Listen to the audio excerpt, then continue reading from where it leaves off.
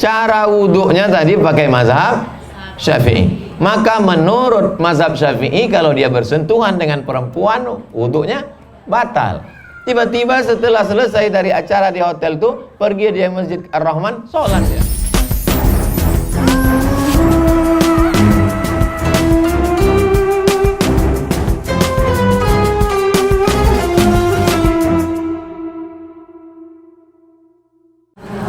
Sholat itu boleh tak diqadha.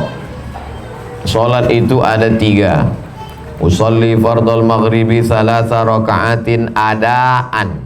Adaan tunai, cash nanti. Yang kedua, usolli fardal maghribi salasa raka'atin i'adatan. I'adatan, sholat yang diulang.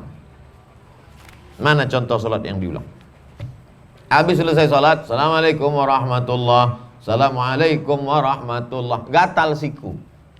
Pas digaruk, ditengok, rupanya kulit ikan mas sebesar ujung kelingking. Berarti waktu wuduk tadi tidak kena. Maka kalau tidak kena, berarti wuduknya tak sah.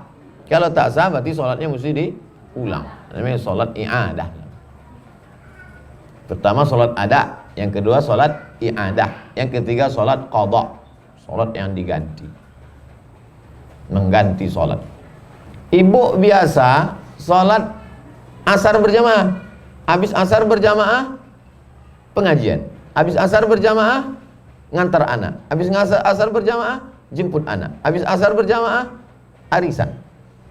Lalu kemudian suatu hari tidak berjamaah, merasa sudah sholat, sampai selesai maghrib baru ingat, aku tadi lupa sholat asar. Maka sholat asar itu tadi mesti dilaksanakan. Melaksanakan sholat itu disebut dengan qadha namanya. Kapan waktunya diqadha? Bisa setelah maghrib tuh. Usolli fardal asri arba'a raka'atin qadha'an. Aku sholat asar mengqadha, mengganti. Kalau tidak, bisa juga waktu asar besok. Habis sholat asar, sholat 4 rakaat, mengqadha asar. Tapi jangan dibuat di masjid, nanti dikatakan orang aliran sesat. Berbisik orang habis sholat. Aku tengok tadi ibu di sebelahku itu sholat ba'diyah asar 4 rakaat. Sesat ibu tu sekarang sejak ikut pengajian Ustaz Somad. Jadi sholat ada 3, adaan, i'adatan, qadhaan. Sholat qadha bukan boleh, wajib. Tapi jangan gara-gara qadha ini lalu mudah-mudah saja meninggalkan sholat. Gara-gara pesta nikah anak, qadha. Dipasang makeup jam 11. Bersalam-salaman dengan tamu jam 6. Jam 11 mana ada sholat zuhur jam 11? Jam 6 udah mau maghrib. Asar sama zuhur tak sholat. Pas ditanya, kok tak sholat zuhur sama asar? Darurat. Kata Ustaz Somad, bisa diqadha. Saya tak tanggung jawab itu. La kafarata laha illa dzalik. Sholat yang ditinggalkan dulu tidak bisa ditebus dengan apapun kecuali dengan sholat juga. Sholat yang tinggal itu wajib diqadha. Puasa bisa dibayar pakai duit. Sholat tak bisa bayar pakai duit. Mana ada puasa bisa dibayar pakai duit, Pak Ustaz? Faman kana minkum maridan, siapa yang sakit, au ala safarin, atau musafir, fa'iddatum min ayyamin ukhar, ganti di hari yang lain. Wa 'alal ladzina yutiqunahu, siapa yang tak sanggup karena tua renta 70-80 tak sanggup, maka membayar fidyah. Fidyah itu beras. Tak bisa pakai beras, bisa pakai duit. Tak bisa pakai duit, pakai beras. Dua-dua tak bisa, dia menerima. Nah, itu hebatnya orang Islam. Sanggup bayar zakat fitrah, bayar. Tak sanggup bayar zakat fitrah, menerima zakat fitrah. Islam ini luar biasa. Ini tentang masalah mengqadha sholat. Bagaimana cara mengganti sholat yang tinggal? 2 cara. Yang pertama, langsung waktu ingat tuh. Yang kedua, diganti ditunggu waktunya besok. Jadi kalau asar tadi, langsung setelah maghrib. Atau ditunggu asar besok. Aku setelah maghrib aja langsung, Pak Ustaz. Kenapa tak tunggu asar besok? Ya kalau hidup aku lagi, kalau mati Berapa sholat yang kau tinggalkan? Ya sejak akil balik lah Pak Ustaz. Hah? Akil balik umur berapa? 10 tahun. Ikut pengajian kapan? Baru tadi Pak Ustaz. Umur berapa? 40. Berarti 30 tahun tinggal. Jangan gara-gara ini lalu menghilang ibu. Ibu yang Jumat lalu kemana yang duduk di barisan? Dia ambil cuti mengkodok sholat 3 tahun Pak Ustaz. Sholat yang tinggal itu diganti bukan dengan cara dirapel, bukan. Tapi setiap selesai satu sholat dikodok sekali kodok. Habis sholat maghrib kodok sekali. Habis sholat isya kodok sekali. Habis sholat subuh kodok sekali. Habis sholat zuhur kodok sekali. Habis sholat asar kodok sekali. Sekali saja. Berapa tahun? Sesuai berapa tahun yang ditinggalkan. Jadi kalau 10 tahun kodok 2021, lunas 2031. Kalau meninggal tahun 2025, alhamdulillah pemutihan, lunas.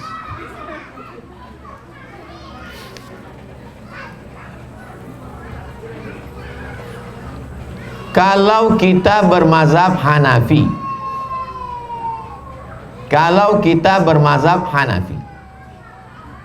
terus ada ustadz bilang mazhab Maliki dalam bertayamum, apa boleh kita ganti-ganti mazhab sesuai dengan keadaan emergensi? Ini pertanyaannya pertanyaan berilmu, karena cerita tentang campur mazhab, namanya talfiq. Karena di rumah sakit emergensi, ruang ICU tidak bisa pakai debu, tak bisa sampai ke siku, dipakainya mazhab Maliki. Cukup dengan batu dan hanya sampai ke pergelangan tangan. Boleh, karena dia tidak bercampur dengan sholat. Tayamumnya mazhab Maliki, sholatnya mazhab Syafi'i. Boleh.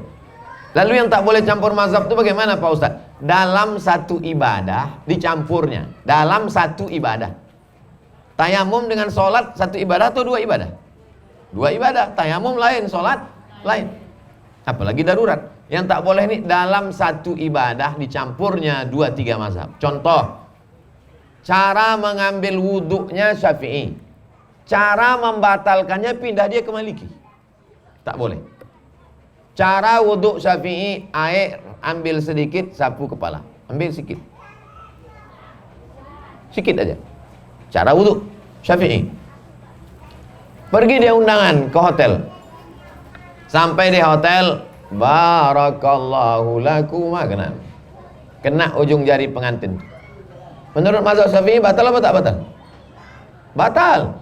Cara wuduk dia tadi kan mazhab Syafi'i, maka membatalkannya juga pakai mazhab Syafi'i, berarti sudah batal.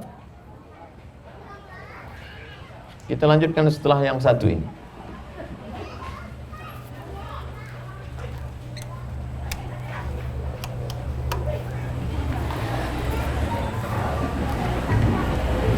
Nanti kalau tak saya hidupkan lampu, nampak di rekaman tuh muka saya hitam.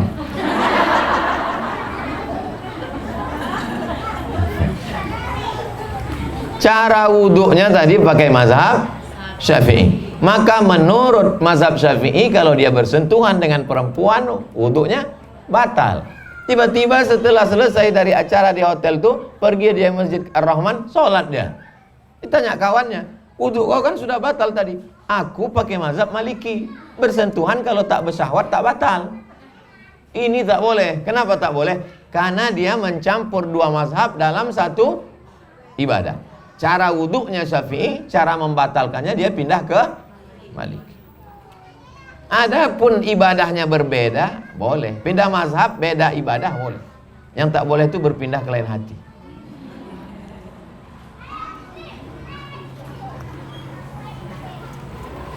Apa manfaat membaca surat Al-Waqiah? Siapa yang membaca surat Al-Waqiah, maka dia dijauhkan Allah dari faqah. Faqah itu di atas miskin. Selalu dikatakan miskin papa. Pernah dengar kata miskin papa? Tak pernah. Di atas miskin lagi. Dijauhkan Allah dari miskin. Yang jadi masalah hadis itu dhaif. Hadis yang paling tinggi sahih. Di bawah hadis sahih hasan. Di bawah hadis hasan dhaif. Di bawah hadis dhaif maudhu. Ada sekelompok orang tidak mau mengamalkan hadis dhaif. Asal hadis itu dhaif, jangan amalkan. Allahumma laka sumtu wa bika amantu ala rizqika afdatu. Dhaif. Allahumma barik lana fima razaqtana wa qina azabannar. Dhaif. Membaca surat Yasin untuk orang meninggal dunia, iqra'uha ala mautakum. Dhaif. Siapa yang baca surat Al-Waqi'ah, dijauhkan Allah dari miskin papa, miskin susah melarat. Dhaif. Tidak mau dia mengamalkan hadis dhaif. Saya termasuk mengikut ulama yang membolehkan mengamalkan hadis dhaif. Yang Ustaz ikut siapa? Imam Nawawi. Ajma'al ulama ala jawazil amali bil hadis dhaif.